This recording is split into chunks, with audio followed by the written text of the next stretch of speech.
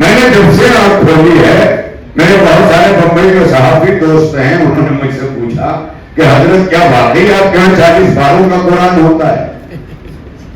یہ اتحاد بین المسلمین چونکہ میرا موضوع ہے تو آج مجھے یہ کہہ لینے کا حق بھی حاصل ہے، لیکن ایسا کرنے والا شاید قوت ایمان سے غافل ہو جاتا ہے۔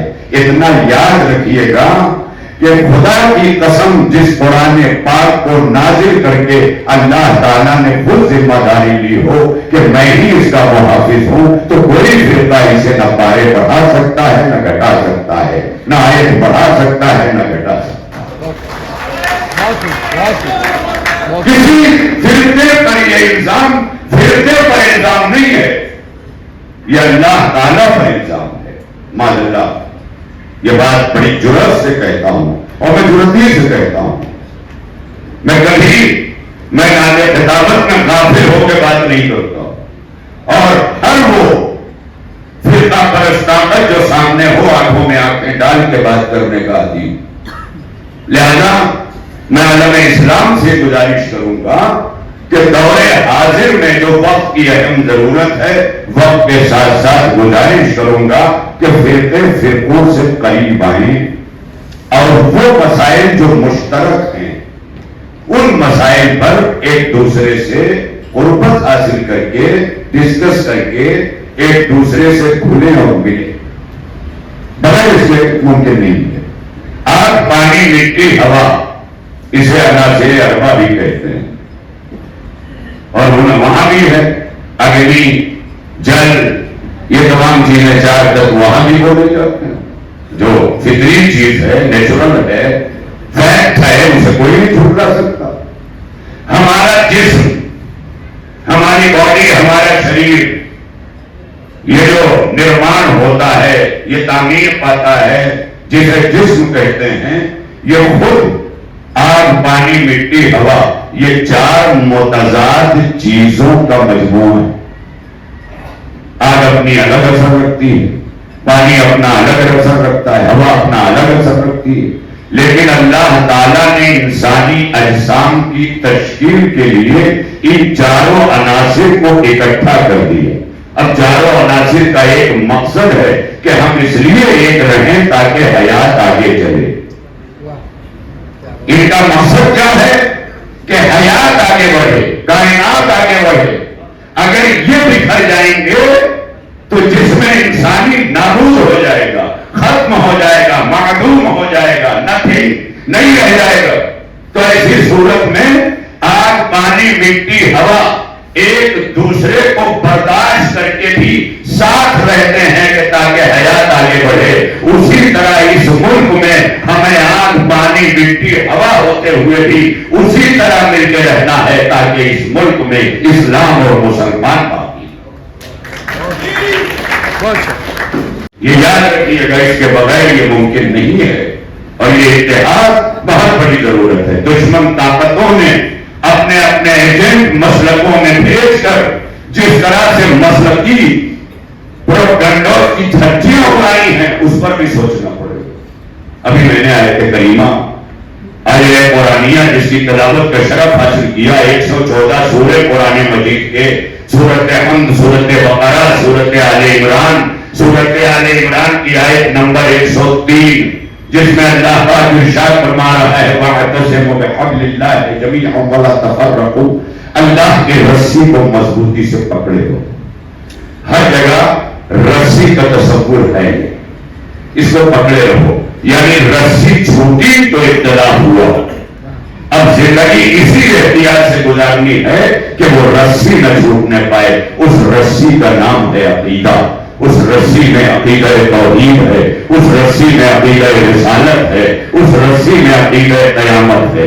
کم از کم یہ تینوں عقیدے وہ رسی ہیں کہ عقیدے سے نہ ہٹنا۔ لہذا جب تک انسان اللہ کی رسی کو پکڑے رہے گا اختلاف نہیں ہوگا۔ پھر اللہ تعالیٰ نے جہاں پر یہ حکم دیا ہے وَاعْتَصِمُوا بِحَبْلِ اللَّهِ، یہ فرض بھی ہے۔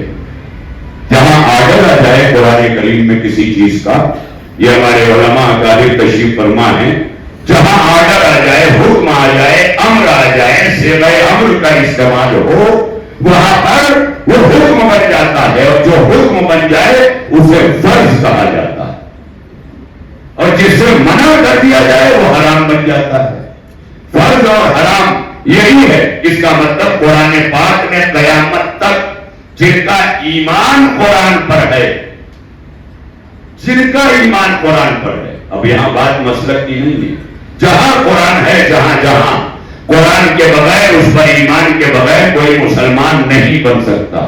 یعنی جیسے SSC کے بغیر کورسز نہیں کر سکتا، SSC کے بغیر ڈگری تک نہیں جا سکتا، اسی طرح مسلمان بنے بغیر نہ کوئی شیعہ بن سکتا ہے، نہ سنی بن سکتا ہے، نہ دیوبندی بن سکتا ہے، نہ بریلوی بن سکتا ہے۔ سب سے پہلے مسلمان بننا پڑے گا، اور جب مسلمان ہونا ہی ہمارا فخر ہے تو ہم مسلمان بن کر کے رہیں، اور مسلمان بن کے جب رہیں تو اس بات کی کوشش کریں کہ اس میں اپنے اندر اتنا تقویٰ، اتنی ایمانداری، اتنی مضبوطی، شباد قدمی کے ساتھ باقی رہیں کہ فقط مسلم نہ رہ جائیں، مومن بن جائیں۔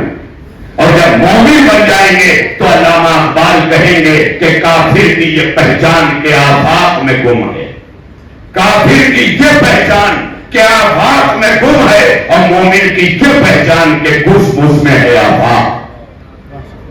آفاق جہاں گم ہو جائے وہ مومن کی ذات ہے، وہ مومن کا وجود ہے، وہ پیکر مومن ہے۔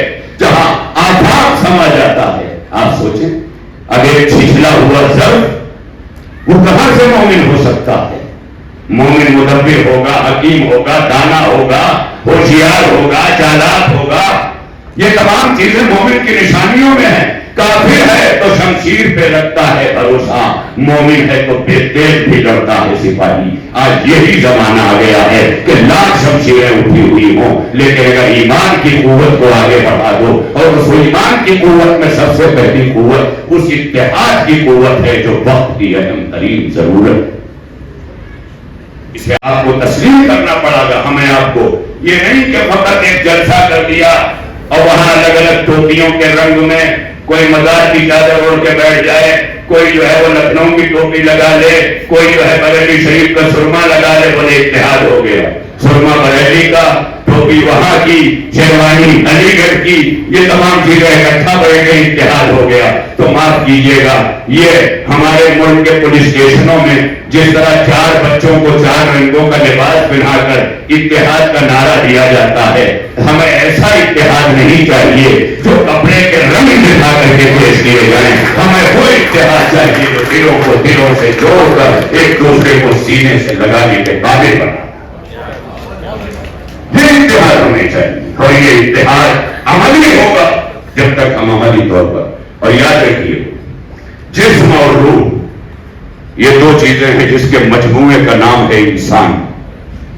جسم سے روح نکال دی جائے، جسم میت ہے، میت کہلائے گا، اور اگر آپ روح سے جسم چھین لیں تو روح تمام اختیارات رکھتے ہوئے بھی اپنا اثر نہیں ظاہر کر سکتی، کیونکہ روح کو اپنے ظہور کے لیے، روح کو اپنے اظہار کے لیے جسم کی ضرورت ہے۔ ہاتھ اٹھے گا تو پتا چلے گا کہ روح ہے، آنکھ دیکھے گی تو پتا چلے گا کہ روح ہے، لب ہلیں گے تو پتا چلے گا کہ روح ہے۔ یعنی یہ تمام اجسام کے جو ہے وہ ارکان کو ہلنا جلنا چلنا یہ بتاتا ہے کہ روح ہے۔